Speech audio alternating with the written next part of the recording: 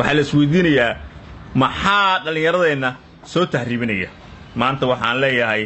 waxaa dhalin soo tahriibinaya waxyaabo badan oo isku jira waxaa ka mid ah kuwa madaxda sheegta ama dawladda sheegta oo dhallinyaradii ku qasbaya inay dalkooda ka tahriibaan waxaa kale meesha yaaladood ogtihiin rasuulkeena sallallahu alayhi wasallam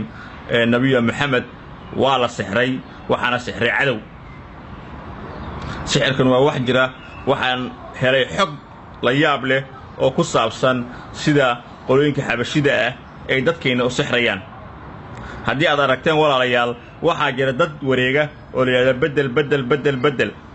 dadkaasi wareega ee u badan Soomaaliland iyo Puntland ee gaari gacanada wato kaariyaasha wato ee bedelka ku haya walaalayaal waxay qaataan shaararka iyo saraawiisha iyo funaanadaha ragga waxa dumarka ma qaataan marka waxa weey walaalayaal waxyaabaha yaab kale waxa weey qofka shaarkiisa ay qaataan 14 maalmood ka badan dalkii ma joogo haddii shaarkiisa qofkaas ay qaataan markiiba qofkaas dalku ka tahriibaya markiiba gobolkaas uu joogo iyo dalkaas uu joogo waa ka baxaya qofka ugu badnaan 14 maalmood aniga markii hore shakiyaan qabay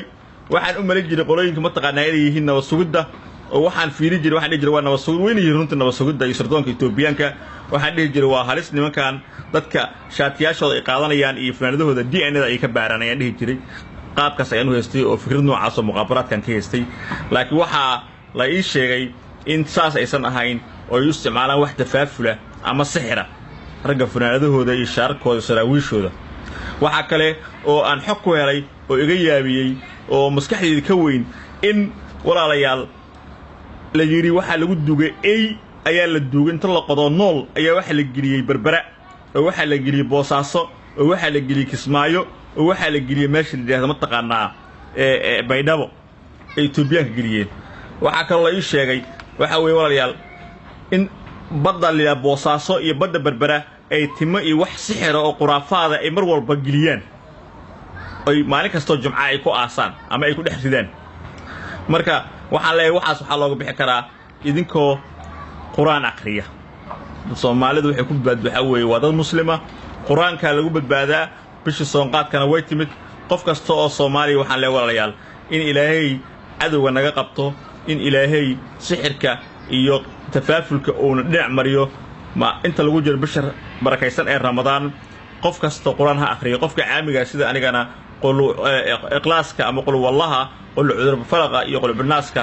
hala akhriyo adkaartana hala akhriyo quraanka ayaa looga adkaan karaa sixir oo saddexaas waxay ahaayeen kuwa rasuulkeena sallallahu alayhi wasallam nabadina xadkurkiisa ahaatay la yiri akhriso markii ceelka loogu ritinta sixirka ah uu ku badbaaday sida dadka ani sheekh maahi culimada ayaan leeyahay culimada Soomaaliyeed maanta dhibaatada taagan iyo barakicinta lagu wada dadkeena sixirka lagu barakicinayo ka hadla waxaad aragtaan in siyaasiyiintu Soomaaliyeed ninka hadli kara Itoobiya u jirin ninka hadli kara Kenya u jirin maxay soo hadli karin mis weydiis ilaa hadda waxay soo hadli karin waxa weey walaalayaal waa dad sixran weey xaqiiqada waa saas cabsi kale ma jirto way sixran yihiinba waa dad la haysto waxa la igu yiri sixir ayaa waxa lagu dugay madaxtooyada fila Soomaaliya meesha ku teenarada ay aali jiray hubkaagteeda ayaa sixir lagu dugay oo Itoobiyaanka geliyeen cid la hadli karta ma jirto walaalayaal waxa jira maqaayada ku yaala magaalada Muqdisho oo fara badan oo ciid ka badan oo Itoobiyaanka leeyihiin oo ragga siyaasiyiinta ay saraakiisha ciidamada sixir lagu siiyo oo sixir ay ku cabaan waxa jira maqaalada Posh Street oo Itoobiyaanka sirdoonkooda furteen oo gabadha Manaar loo dhiibay maqaayadaasi hal qof oo Soomaaliya kama shaqeeyo waxa la keenay cabitaano qaxwo waxyaabi Itoobiyaanka oo dhan waxa ka shaqeeyo dhan waa qolooyinka Itoobiyaanka way waxa ka shaqeeya ama nabad sugidooda ha ahaato ama dad kale si kale u tababaran ha ahaadaano waxa laga cabo waa shiisho waxa laga cabo waa wax noocaas oo noocyo kala duwan oo leeyahay waa meesha ugu weyn ee Muqdisho ee saraakiisha